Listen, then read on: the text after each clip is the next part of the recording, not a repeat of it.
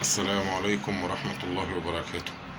عايز أكلم حضراتكم عن 4 أحداث حصلت في خلال فترة العيد أو في الأيام القليلة اللي قبل العيد وتم اكتشافها في خلال العيد، و4 أحداث كانت لها أثر كبير يعني في مواقع التواصل. الحدث الأول العثور على جثة شاب وفتاة داخل سيارة في وضع غير أخلاقي. وكان التحريات أثبتت إن الشاب دوت تقدم لخطبة الفتاة دي وإن هو الأهل موافقوش، فقررت البنت إن هي تروح لحبيبها أو للشخص اللي هي بتحبه وتقضي معاه وقت كويس من وجهة نظرهم طبعا. وانتهى بهم الحال إلى الوفاة في هذا الوضع السيء داخل السيارة. الحادثة التانية الأب أو العم اللي اختلف مع أخوه في الميراث، فاستدرج ابن أخوه لمنطقة المقابر وقتل ابن أخوه هناك. فأحد الأشخاص راح أول يوم العيد، وهو غريب عن الحادثة، لكن هو راح المقابر يزور أهله يعني المتوفين في المقابر أول يوم العيد، ففوجئ بجثة هذا الطفل أو الصبي في داخل المقابر في حالة تعفن برضو. الحقيقة برضو الحادثة دي هزت المجتمع. ان شخص يختلف مع اخوه في الميراث فيستدرج ابن اخوه لمكان زي المقابر ويتخلص منه هناك، يتخلص منه في منطقة المقابر انتقاما من اخوه اللي حصل ما بينه وما بينه اختلاف حوالين قضية الميراث. تالت حادثة الزوجة اللي هي اختلفت مع زوجها حوالين المصاريف، طلبت منه تكييفين فجاب لها تكييف واحد فما عجبهاش، فقامت غزته ب3 طعنات سكين. الحادثة الرابعة دكتور الأسنان اللي قتل مراته دكتورة الأسنان ب11 طعنة، ولحد دلوقتي لسه الأسباب ما تعرفتش أو لسه ما أعلنش عنها، لكن هي برضو أكيد أسباب عائلية يعني. ال3 حوادث، الحادثة الأولى بتاعت الشاب والفتاة حصلت في محافظة الجيزة، الحادثة الثانية بتاعت العم اللي قتل ابن أخوه حصلت في محافظة قنا، الحادثة الثالثة بتاعت الزوجة اللي قتلت زوجها في محافظة القليوبية، الحادثة الرابعة في محافظة الدقهلية. 4 محافظات مختلفة و4 مستويات مختلفة اجتماعية، من في كافة المستويات الاجتماعية، وبتحصل الحوادث دي بشكل أصبح غريب وشكل أصبح محزن. أنا علشان ما أطولش عليكم بس عايز أشارككم معايا في هذا التفكير. إيه السبب اللي وصلنا لأن إحنا نلاقي الحوادث القتل أو الوفاة في هذا الوضع السيء بالنسبة لحادثة الشاب والفتاة، إن الحوادث دي تتكرر بالشكل ده بشكل متكرر، وأصبح العدد أصبح زيادة عن اللازم؟ أنا بقول السبب في حاجتين. السبب الأول هو غياب الوعي الديني عن الناس. أصبح الناس مفيش حد بيوعيهم بدينهم، المصادر التوعية الدينية أصبحت محدودة أو منعدمة.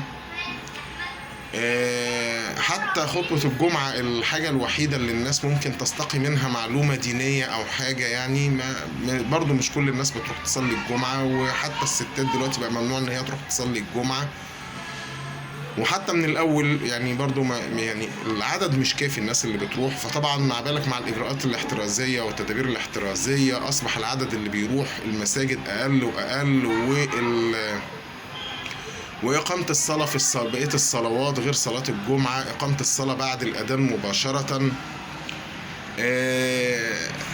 مفيش دروس، ممنوع إلقاء الدروس داخل المساجد علشان التدابير الاحترازية. الدروس الدينية اللي بتيجي في قنوات الإعلام الناس ما بتثقش فيها الصراحة، يعني عشان نكون أمناء، الناس ما بتثقش فيها. لأن يعني باختصار برضه عشان ما أطولش عليكم، واحد زي مثلا دكتور في جامعة الأزهر زي الدكتور مبروك عطية لما يطلع في قبل العشر من ذي الحجة يقول لك يا جماعة ما فيش حاجة اسمها صيام العشر من ذي الحجة. ويمكن أنا علقت على الكلام ده على الفيديو بتاعه نفسه، وقلت هو ما فيش فرض بالتحديد أو سنة محددة بالصيام في عشر ذي الحجة، لكن هو الصيام عمل أو باب واحد من آلاف الأبواب أو مئات الأبواب اللي أنت ممكن تعمل فيها خير خلال عشر ذي الحجة. فحتى أهل الدين للأسف اللي بيظهروا في الإعلام كأنهم بيحاربوا الناس اللي عايزة تتقرب من الدين أو تستقي من الدين أو تتعلم من الدين أو تتقي الله بالدين. يعني حتى تحس إن هم بيحاربوهم. يعني دكتور زي ده في جامعة الأزهر بيفهم الناس لا ما فيش حاجة اسمها صيام، وما وضحش للناس ان انا ممكن اعمل 100,000 عمل خير ومن ضمنهم الصيام، انما هو وضح للناس كأن الصيام ده بدعة مثلا، يعني المفروض الناس ما تصومش. طيب لما تيجي تعدي بسرعة كده على الحوادث دي، الأربع حوادث الخطيرة اللي أنا اتكلمت فيها، هتلاقي إن حادثة الشاب والفتاة لما بتتقفل أبواب الدنيا قدام الشاب وقدام البنت وهم في مقتبل عمرهم بيؤدي بيهم إلى اليأس، واليأس بيؤدي بالإنسان إلى ما يشبه الانتحار. يعني لو ما أداش بيه إلى الانتحار يؤدي بيه إلى ما يشبه الانتحار، وهو إنه يرمي نفسه في أي حاجة غلط، إدمان مخدرات، ممارسة فاحشة أو رذيلة، أو تكسب من مال حرام. اليأس بيؤدي بالإنسان إلى إنه يعمل حاجات مش كويسة. وطبعا الإعلام هو الحاجة التانية، يعني بعد غياب الدين الإعلام له الدور الأكبر. يعني دايما الإعلام ورانا إن الناس اللي زي محمد رمضان هي دي الناس النجوم اللي يجب إن احنا نقتدي بيها، والنجم ده بياخد حقه من الدنيا بالعافية مش بالذوق، وإن هو لازم يغرف من ملذات الحياة على قد ما يقدر، ولو ما عملش كده يبقى إنسان مش كويس، وإنسان يعني مش مكتمل الرجولة، وإنسان مش قادر إنه يواجه الحياة. فلازم يعني يتخذ نموذج محمد رمضان علشان إنه هو يقدر يواجه المجتمع ويواجه الناس. فبيواجه الناس بالطريقة اللي هو شايفها مناسبة، وده الإعلام طبعا له الدور الثاني بعد غياب الوعي الديني. يعني فإفساد الإعلام زائد غياب الوعي الديني عند الناس يؤدي بينا إلى الجريمة الأولانية، وهي جريمة أو حادثة الشاب والفتاة اللي هم كانوا عثر عليهم داخل السيارة في وضع مخل.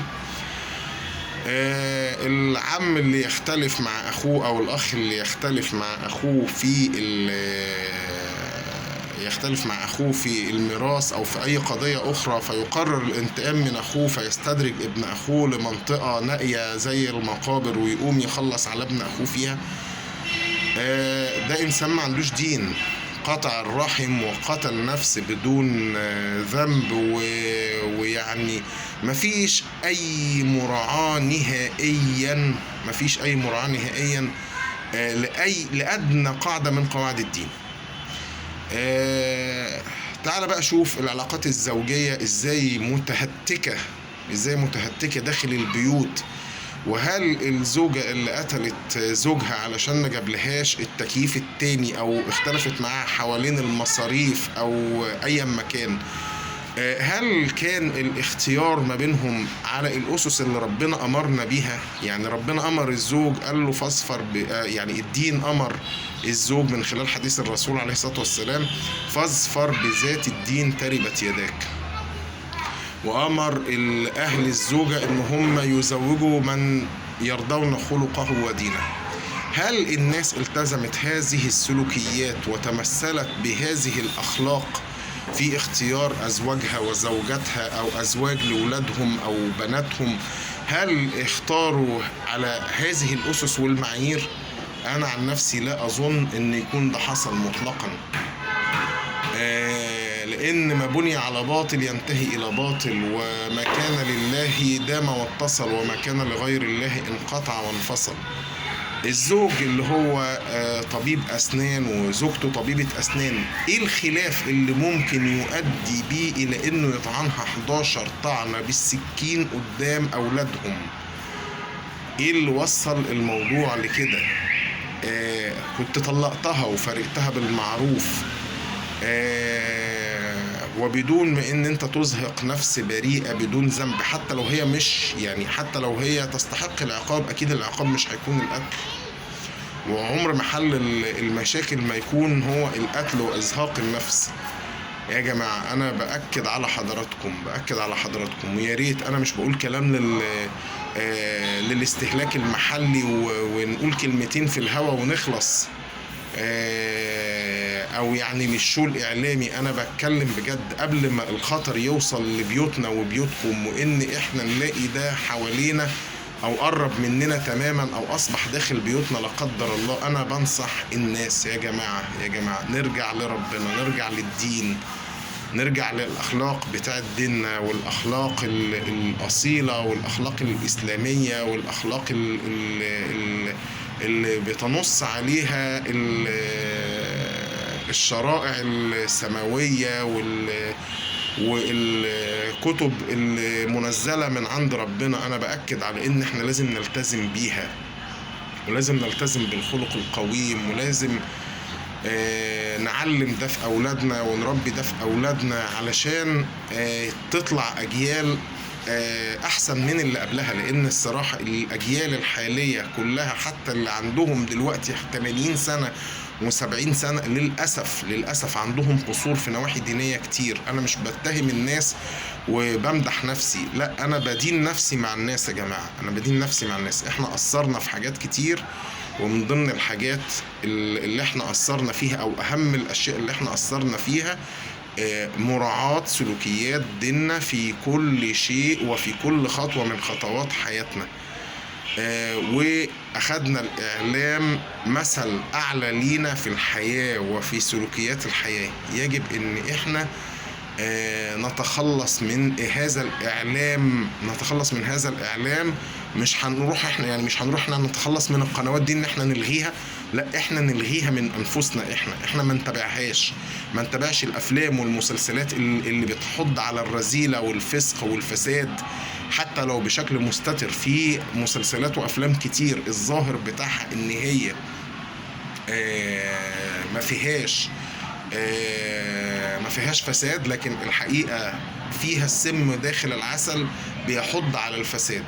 انتبهوا، وده النداء الأخير. أرجو إن احنا نستشعر إن الخطر حوالينا يا جماعة من كل مكان. 4 حوادث في 4 محافظات في 4 مستويات اجتماعية مختلفة، يجب إن احنا نحتاط منها ونحتاط ليها. ربنا يحفظنا وإياكم من كل شر ومن كل سوء، وأبنائنا وذرياتنا جميعا يا رب إن شاء الله. وكل عام وأنتم بخير، والسلام عليكم ورحمة الله وبركاته.